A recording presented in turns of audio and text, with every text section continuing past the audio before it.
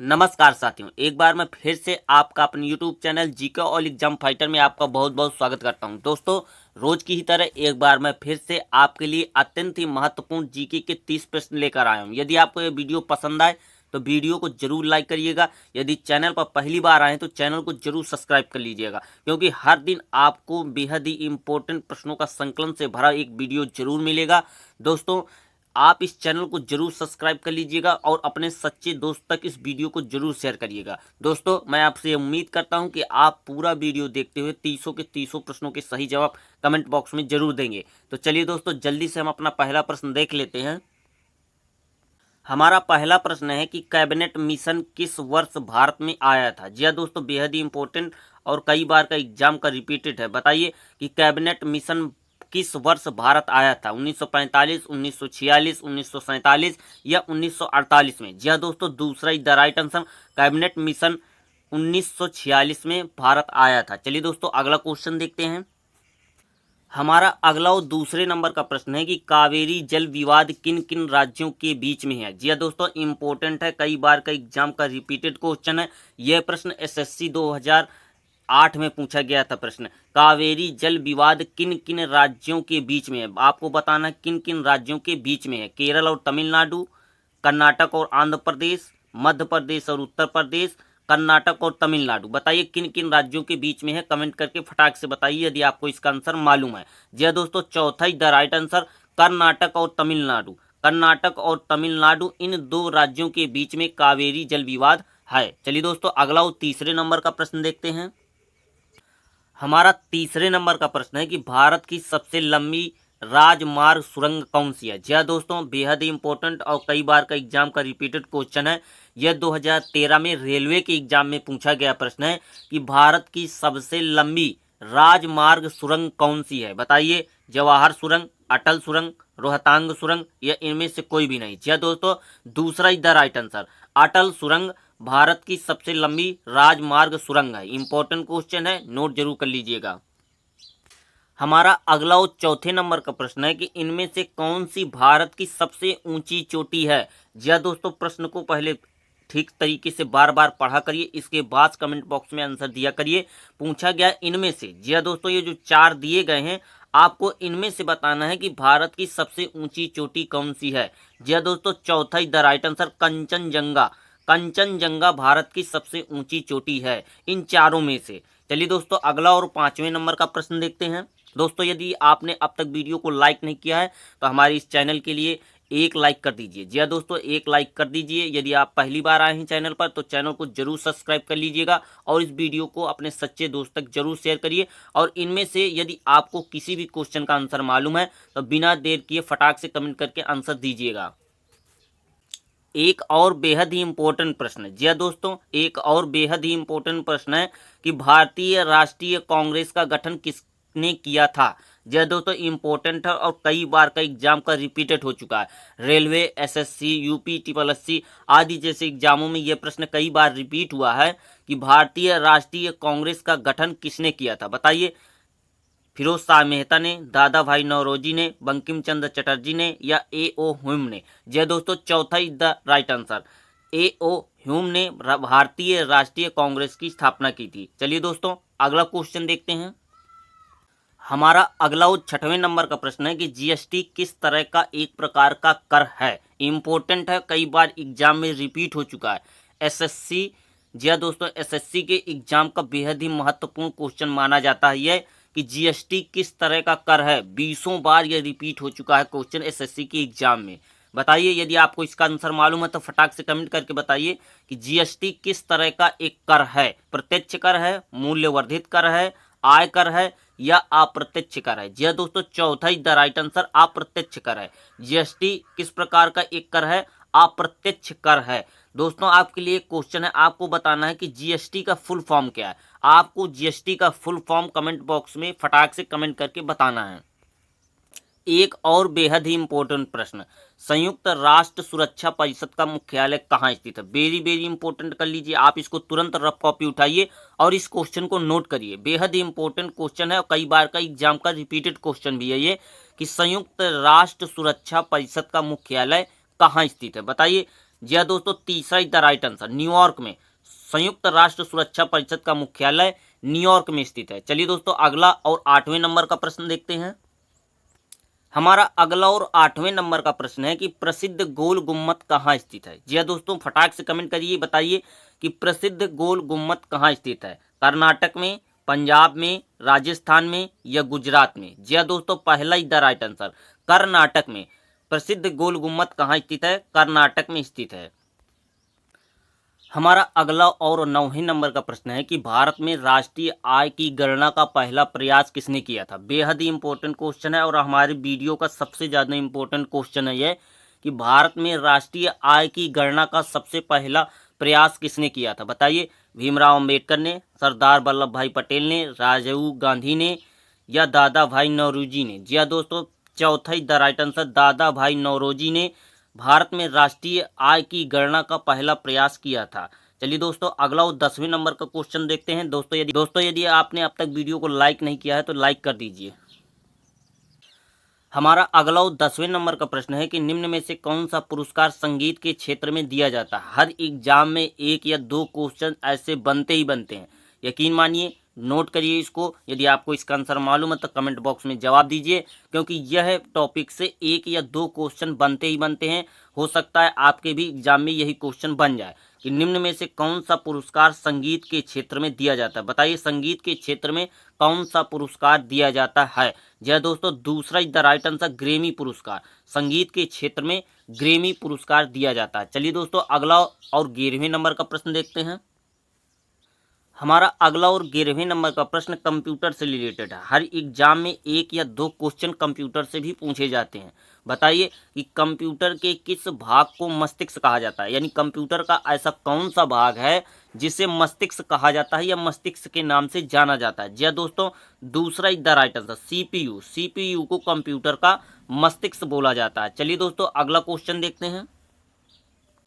हमारा अगला और 12वें नंबर का प्रश्न, लोकसभा के सदस्यों की अधिकतम संख्या कितनी होती है। इंपॉर्टेंट क्वेश्चन है, संविधान से रिलेटेड क्वेश्चन है। यदि आपके एग्जाम में संविधान टॉपिक है तो यह क्वेश्चन आपके लिए बेहद ही इंपॉर्टेंट होने वाला है। यदि आपको इसका आंसर मालूम है तो बिना देर किए कमेंट में जवाब दीजिए कि लोकसभा के सदस्यों की अधिकतम संख्या कितनी है। 545, 662, 552 या 304। एक और बेहद ही इंपॉर्टेंट प्रश्न है। जी हाँ दोस्तों, एक और ही बेहद ही इंपॉर्टेंट प्रश्न और कई बार का परीक्षा का रिपीटेड क्वेश्चन है कि गोभी मरुस्थल निम्न में से किस महाद्वीप में स्थित है। बेहद ही इंपॉर्टेंट है, 100% यकीन मानिए कि आपके अगले एग्जाम में यह प्रश्न देखने को मिलेगा। बताइए कि गोभी मरुस्थल निम्न में से किस महाद्वीप में स्थित है। जी हाँ दोस्तों, तीसरा is the right answer, Asia. Asia महाद्वीप में गोभी मरुस्थल स्थित है। चलिए दोस्तों, अगला और 14वें नंबर का प्रश्न देखते हैं। हमारा अगला और 14वें नंबर का प्रश्न है कि प्रार्थना समाज के संस्थापक कौन थे। बेहद ही इंपॉर्टेंट और कई बार का एग्जाम का रिपीटेड क्वेश्चन है यह प्रश्न हमारा एस्टेट। जी हाँ दोस्तों, यूपी एस्टेट में यह क्वेश्चन पूछा गया था और बार बार यह क्वेश्चन रिपीट भी हो रहा है अलग अलग एग्जामों में कि प्रार्थना समाज के संस्थापक कौन थे। बेहद ही इंपॉर्टेंट है, बताइए यदि आपको इसका आंसर मालूम है। जय दोस्तों, चौथा is the right answer, Atmaram Pandurang. Atmaram Pandurang Prarthana Samaj के संस्थापक थे। दोस्तों, यदि आपने अब तक वीडियो को लाइक नहीं किया तो हमारी मेहनत के लिए एक लाइक जरूर कर दीजिए। यदि चैनल को सब्सक्राइब कर लीजिए यदि पहली बार आए हैं, क्योंकि हर दिन आपको ऐसे ही बेहद ही इंपॉर्टेंट प्रश्न देखने को मिलेंगे। चलिए दोस्तों, अगला और 15वें नंबर का प्रश्न देखते हैं। हमारा अगला और 15वें नंबर का प्रश्न है कि भारत में केंद्रीय आलू अनुसंधान संस्थान कहाँ स्थित है। 20 बार का एग्जाम का रिपीटेड क्वेश्चन है। हाल ही में यह प्रश्न राजस्थान की पुलिस परीक्षा में यह प्रश्न पूछा गया है कि भारत में केंद्रीय आलू शोध संस्थान कहाँ स्थित है। फटाक से जवाब दीजिए। जी हाँ दोस्तों, तीसरा is the right answer, Shimla में। केंद्रीय आलू शोध संस्थान कहाँ स्थित है? शिमला में स्थित है। चलिए दोस्तों, अगला प्रश्न देखते हैं। हमारा अगला और 16वें नंबर का प्रश्न है कि 1939 ईस्वी में कांग्रेस छोड़ने के बाद सुभाष चंद्र बोस ने किस दल की स्थापना की थी। बेहद ही इंपॉर्टेंट, वेरी वेरी इंपॉर्टेंट करके इसको तुरंत रफ कॉपी में नोट करिए। यदि आपको इसका आंसर मालूम है तो यकीन मानिए कि आप जीके की बेजोड़ तैयारी कर रहे हैं। बताइए कि 1939 ईस्वी में कांग्रेस छोड़ने के बाद सुभाष चंद्र बोस ने किस दल की स्थापना की थी। Forward bloc, Rowlatt act, cabinet mission या चंपारण आंदोलन। जी हाँ दोस्तों, पहला is the right answer, forward bloc. Subhash Chandra Bose ने किस दल की स्थापना की थी? फॉरवर्ड ब्लॉक की स्थापना की थी। चलिए दोस्तों, अगला 17वें नंबर का प्रश्न देखते हैं। हमारा अगला 17वें नंबर का प्रश्न है कि टेलीविजन यानी टीवी का आविष्कार किसने किया था? सभी लोग टीवी देखते होंगे, आप में ही से बहुत लोग टीवी देखने के बहुत ज़्यादा शौकीन होंगे। 1 या 2 घंटे ऐसा हो ही नहीं सकता, किसी भी एग्जाम की तैयारी करते हैं फिर भी 2 से 3 घंटे टीवी देखना पसंद करते हैं। बताइए कि टीवी का आविष्कार यानी टेलीविजन का आविष्कार किसने किया था? लुईस पास्चर ने, बेयार्ड ने, प्लूटो ने या डिग्रीस ने? बताइए। जी हाँ दोस्तों, दूसरा इज द राइट आंसर, बेयार्ड ने टीवी का आविष्कार किया था। चलिए दोस्तों, अगला पर क्वेश्चन देखते हैं। हमारा अगला और 18वां प्रश्न बेहद ही इंपॉर्टेंट है। बताइए कि भारतीय सिविल सेवा अधिनियम किस वर्ष लागू किया गया था? यह प्रश्न हाल ही में यूपी ट्रिपल एससी, जी हाँ दोस्तों, यूपी ट्रिपल एससी की लेखपाल की परीक्षा में पूछा गया था। यह प्रश्न हाल ही में कि भारतीय सिविल सेवा अधिनियम किस वर्ष में लागू किया गया था? बताइए। जी हाँ दोस्तों, दूसरा इज द राइट आंसर, 1861 ईस्वी में भारतीय सिविल सेवा अधिनियम लागू किया गया था। इंपॉर्टेंट है, इसको आपको हर हाल में ही आपको इसको तैयार रखना है। आप कभी मत भूलिएगा इस क्वेश्चन को, किसी भी एग्जाम में कभी भी पूछा जाने वाला क्वेश्चन है ये।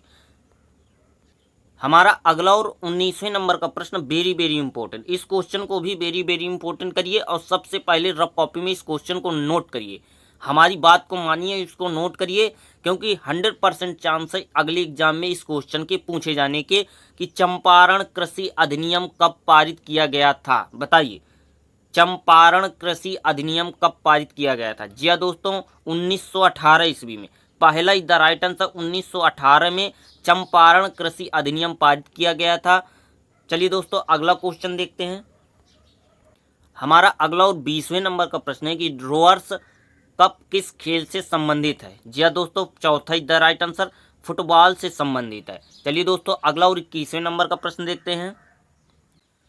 विश्व में बॉक्साइट का सबसे बड़ा उत्पादक देश कौन सा है? जी हाँ दोस्तों, इंपॉर्टेंट है और कई बार यह प्रश्न रेलवे के एग्जाम में रिपीट भी हो चुका है कि विश्व में बॉक्साइट का सबसे बड़ा उत्पादक देश कौन सा है? 4 देश दिए गए हैं, रूस, अमेरिका, ऑस्ट्रेलिया और अफ्रीका। इनमें से आपको बताना है कि बॉक्साइट का सबसे बड़ा उत्पादक देश कौन सा है। जी हाँ दोस्तों, तीसरा ऑस्ट्रेलिया बॉक्साइट का सबसे बड़ा उत्पादक देश है। चलिए दोस्तों, हमारा अगला और 22वें नंबर का प्रश्न है कि टोडा जनजाति समुदाय भारत के किस राज्य में पाए जाते हैं? जी हाँ दोस्तों, इंपॉर्टेंट है, सबसे ज़्यादा इंपॉर्टेंट महत्वपूर्ण क्वेश्चन है ये। आप इसको भी रफ कॉपी में नोट करिए, 100% आपके अगले एग्जाम में पूछे जाने की संभावना है। बताइए कि टोडा जनजाति समुदाय भारत के किस राज्य में पाए जाते हैं? जी हाँ दोस्तों, तीसरा is the right answer, Kerala में पाए जाते हैं। चलिए दोस्तों, अगला 23वें नंबर का प्रश्न देखते हैं। हमारा अगला 23वें नंबर का प्रश्न है कि क्षेत्रफल की दृष्टि से भारत का सबसे छोटा पड़ोसी देश कौन सा है? इस क्वेश्चन का जवाब हम नहीं देंगे। जी हाँ दोस्तों, इस क्वेश्चन का जवाब हम नहीं देंगे। यदि आप जीके की तैयारी करते हैं, काफ़ी दिनों से पढ़ाई कर रहे हैं, तो आपको इसका आंसर मालूम होगा। फटाक से कमेंट करके बताइए कि क्षेत्रफल की दृष्टि से भारत का सबसे छोटा पड़ोसी देश कौन सा है। यह आपके लिए क्विज है। जी हाँ दोस्तों, आपके लिए क्विज है। आप बताइए कि सबसे छोटा देश कौन सा है क्षेत्रफल की दृष्टि से भारत का। चलिए दोस्तों, अगला और 24वें नंबर का प्रश्न देखते हैं। हमारा अगला और 24वें नंबर का प्रश्न है कि पाल घाट दर्रा कौन से राज्य को आपस में जोड़ता है? Very very important question. मैं आपको वेरी वेरी ऐसे ही नहीं कर रहा, बेहद ही इंपॉर्टेंट और कई बार का एग्जाम का रिपीटेड क्वेश्चन है ये। आपको हर हाल में इस क्वेश्चन को नोट करना है और बताइए कमेंट करके कि पाल घाट दर्रा कौन से राज्यों को आपस में जोड़ता है? जी हाँ दोस्तों, केरल और तमिलनाडु। केरल और तमिलनाडु ये 2 राज्य हैं जिन्हें पाल घाट दर्रा आपस में जोड़ता है। चलिए दोस्तों, यदि आपने अब तक वीडियो को लाइक नहीं किया तो एक लाइक जरूर कर दीजिए हमारी इस वीडियो के लिए। यदि चैनल पर पहली बार आए तो आपको ऐसे ही मज़ेदार वीडियो मिलेंगे। आपको यदि क्वेश्चन इंपॉर्टेंट लग रहे हैं तो तब आप चैनल को जरूर सब्सक्राइब कर लीजिएगा। हमारा अगला और 25वें नंबर का प्रश्न है कि भारत का एकमात्र ज्वालामुखी कौन सा है? जी हाँ दोस्तों, बैरन द्वीप। बैरन द्वीप भारत का एकमात्र ज्वालामुखी है। इस क्वेश्चन को भी नोट रखिएगा क्योंकि कई बार एग्जाम में यह क्वेश्चन रिपीट हो चुका है। हमारा अगला उस 26वें नंबर का प्रश्न है कि नौलार झील। जी हाँ दोस्तों, नौलार झील किस राज्य में स्थित है? 4 राज्य दिए गए हैं, मिजोरम, मध्य प्रदेश, राजस्थान और महाराष्ट्र। इन चारों राज्यों में से आपको यह बताना है, झील से संबंधित प्रश्न है। यदि टॉपिक झील है, आपके कह में नदी, पर्वत, पठार टॉपिक है, तो इंपॉर्टेंट क्वेश्चन है आपकी एग्जाम की दृष्टि से। बताइए कि लोनार झील किस राज्य में स्थित है। जी हाँ दोस्तों, चौथा द राइट आंसर महाराष्ट्र राज्य में स्थित है। हमारा अगला 27वें नंबर का प्रश्न है कि काराकोरम पर्वत श्रृंखला में सबसे ऊंची चोटी कौन सी है।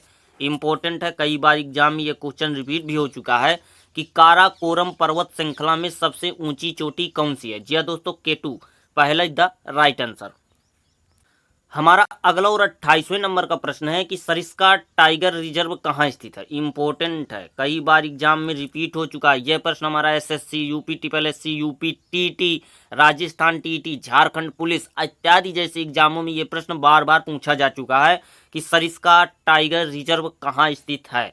इंपॉर्टेंट है, नोट करिएगा, ये आपकी इच्छा है, हम आपसे बार बार कह देते हैं क्योंकि हम आपके लिए ऐसे ही क्वेश्चन नहीं ले आते हैं, बेहद ही इंपॉर्टेंट और छांट छांट के क्वेश्चन आपके लिए लेकर आते हैं। बताइए, पहला the right answer Rajasthan. Sariska tiger reserve कहाँ स्थित है, राजस्थान में स्थित है।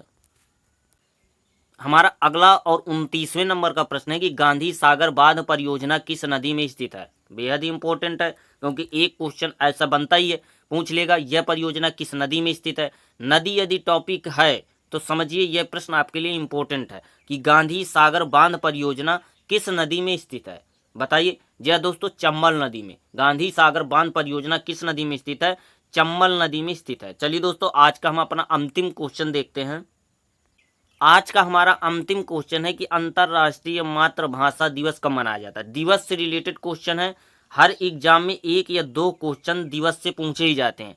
पूछ लेगा, बताइए अंतर्राष्ट्रीय मातृभाषा दिवस कब मनाया जाता है आपके एग्जाम में, तो बताइए आप इनमें से किस पर गोला लगाएंगे। जी हाँ दोस्तों, पहला द राइट आंसर 21 फरवरी। 21 फरवरी को हमारा अंतर्राष्ट्रीय मातृभाषा दिवस के रूप में मनाया जाता है। नमस्कार साथियों, आज का हमारा वीडियो यहीं पर समाप्त होता है। यदि आपको वीडियो अच्छा लगा हो तो चैनल को जरूर सब्सक्राइब कर लीजिएगा और हमारे वीडियो को भी लाइक कर दीजिएगा। नमस्कार साथियों।